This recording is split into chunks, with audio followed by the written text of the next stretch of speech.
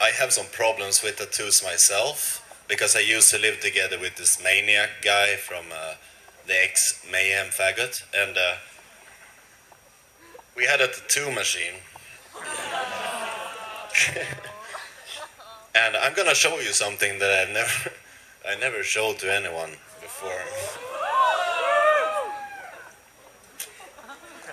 Thing is, when you get drunk, and maybe a bit too high, I'm not gonna show you the tattoo I have here, because that says Mama, but it only Ma, because it didn't fit the whole thing. The thing is, I was sitting with a tattoo machine and doing Kvarfort all over his leg. And Kvarfort is okay, because no one, that's my last name, so no one actually, oh look, nylons. No one actually knows what that is. The problem is that the thing I have here, let's see, which leg is this? Oh my god. Okay, so when you come to a swimming pool, if I go there with my daughter, for example, and go like, hey, I'm standing there with just some bathing suits, and all the men see this. It says Sven Erik, and that is a very, very male name. It's actually a very male double name, and that is the actual name of Maniac. The problem is that I can't go to a bathing saloon anymore, because they will think I'm gay. But so all the people on YouTube do anyway, so it doesn't really matter. But then there's a place called the Wolfslair down in Sweden, where they had a tattoo machine, but they didn't have any black ink. My father was there. He's a very, very bad person. And some other people from some friends of mine, and no, I shouldn't even show that, there's a problem. Okay, but yes. They only had orange color, right? And I have this thing on my arm, it says sheet leave, which means like shit life. But they had this thing called fit leave, which means like cunt life. And the problem was that 4 persons, including my father, tried to tattoo me at the same time. And yes, and it's actually a swastika as well, which is really strange, because I'm not a Nazi. I mean, I have some bad blood in me as well. But the thing is that it's like 5 different strokes of the swastika. It's like, who did this? And my father was standing there, it's like, you have to treat him good. This doesn't work, you know. And then we did a tattoo last weekend. Yep. This is girl, 19 years old, from Stockholm. Size 35 in shoes. She was wearing nylon, and we were sitting, and she was tattooing my hand here, and this is a brother symbol, also including some of the sun worship, which goes along with our brotherhood. And I did it on him as well. As you can see here, it looks, yeah, I'm sorry for hurting you so much, because that's into the bone, and that's not very good, but yeah. But tattoos should always mean something. If you do a tattoo, it has to have a special meaning. Just if you make a song, it has to have a special meaning. If you don't do it, then you can just stop fucking posting your songs online and making a fool of yourself, you know? Because that is the problem with people, and the problem with you, and the problem with us, that we say like, come on, let's make a song. Let's make a magazine, let's write a lyric. And all of a sudden we're sitting there infecting all these fucking people with all these fucking bullshit things. Which is a problem. A very big problem. I see them walking out. It's because they know that their boyfriends are probably posting some song on MySpace or whatever it's called these days. I don't know, I don't have this. Fuck you all. I'm sorry. What the guilty tattoo means? The guilty? What the fuck do you think? I'm You asking. wanna find out? I don't know, I'm asking. Let's find out. Tell us. Sorry. Who's that girl in your video for Tviland med Arbedel?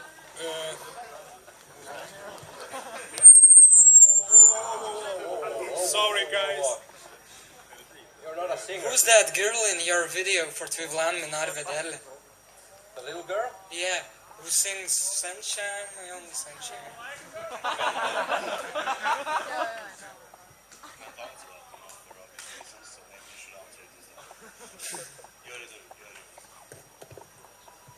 Well, who it is, it's just a little girl, actually. Nothing really to it. Sorry. Yeah, it's no one of our kids. Is she still alive? Yeah, actually, I just met her like a couple of weeks ago, so yes. What a shame. She's into metal? I don't know, we don't hang out. She's like, and I'm like, wouldn't look good. Did she like the video? I would get arrested. What? Did she like the video? I don't know if she ever saw it, actually. Yeah, she saw the first part. I think she liked that. That's good. Yeah. And what's the story behind that?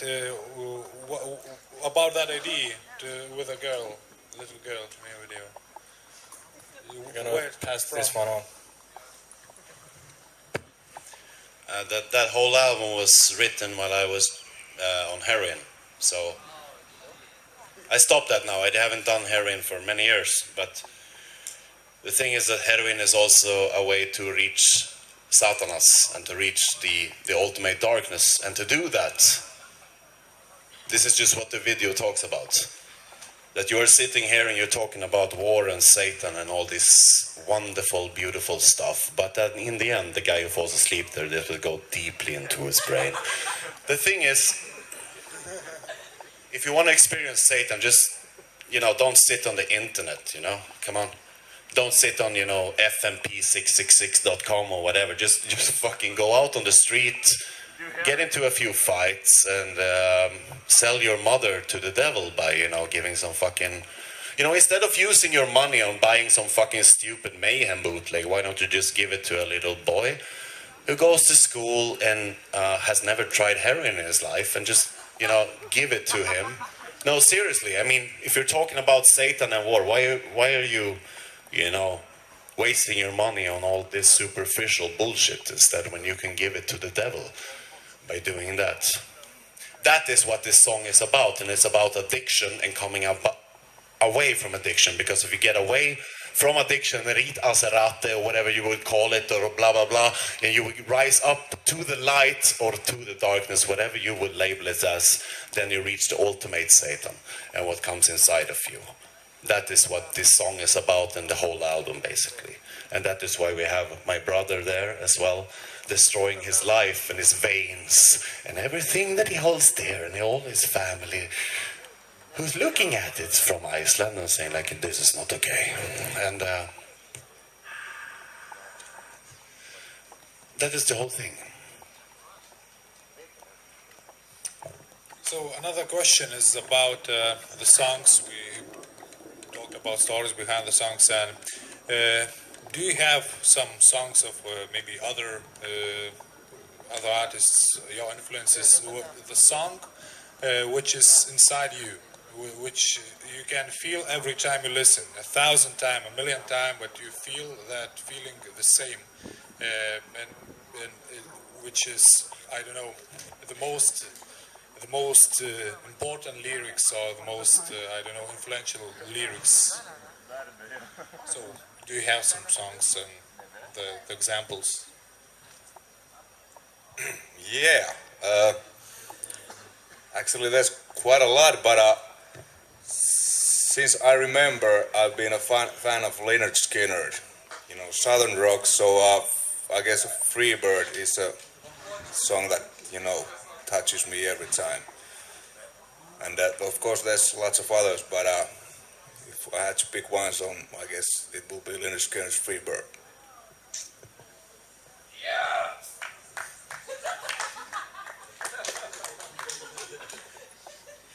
He knows good music. You don't. Well, I don't know. I guess it's like what Eugi said. It's like it's a lot of stuff. I don't think actually I can come up with something. I really dig Dire Straits. Can you understand that? Yeah. And I don't know, it's too much stuff. But yeah, but Dire Straits, I listened to Dire Straits on the way here today. Yeah. Oh, a lot of it. You know, Private Investigations is a great song, and perhaps Telegraph Road live version is awesome ones. Romeo and Juliet, of course. Sultans of Swing, yeah. I mean, yeah, of course. I mean, there's a lot of stuff that, well, Meshuggah. Fuck yeah. Enough said. The song, your favorite song that you feel every time you listen, the same feelings and any song.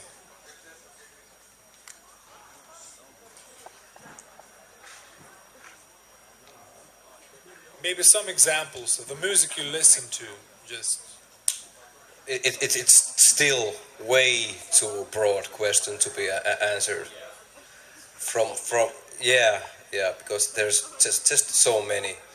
It all maybe it all depends on the mood you're in. All the it's everything. What songs you listen to just flying here or riding here? Maybe some albums on the wave now in your life. It just it constantly changes.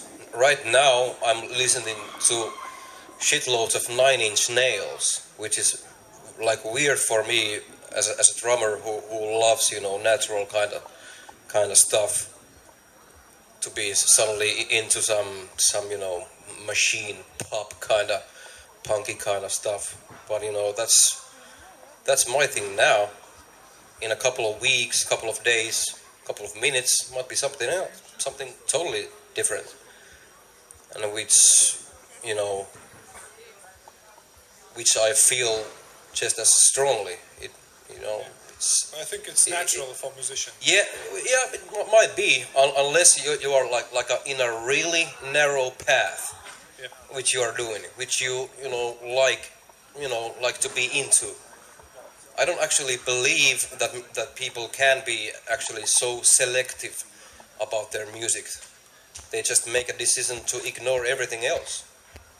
But I think most people here listen to lots of stuff. Yeah, good music is good music. So it's to keep it short, good music is good music. Maybe Nicholas. Dark Funeral and Mystic Circle. Morbid Angel, immortal. No, seriously. I love music. The new Alice in Chains album is probably the most fucking evil album that has been released since Philosophem or Demonstrates Dom Satanas. Or Sworn to the Dark for that matter. The Hurts.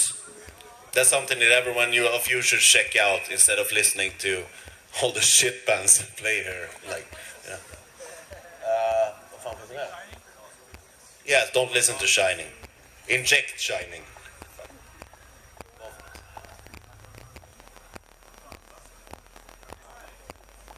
Good music. Eurovision. Yes, the problem is that no one actually believes this, but we are all big fans of Eurovision. Yeah?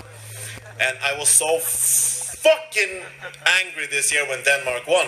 Because of the fact that she only won because she had bare feet, The thing was, the Norwegian song, and it's the Ashbestan, where they had the fucking best song, and I mean, come on. Yes, exactly.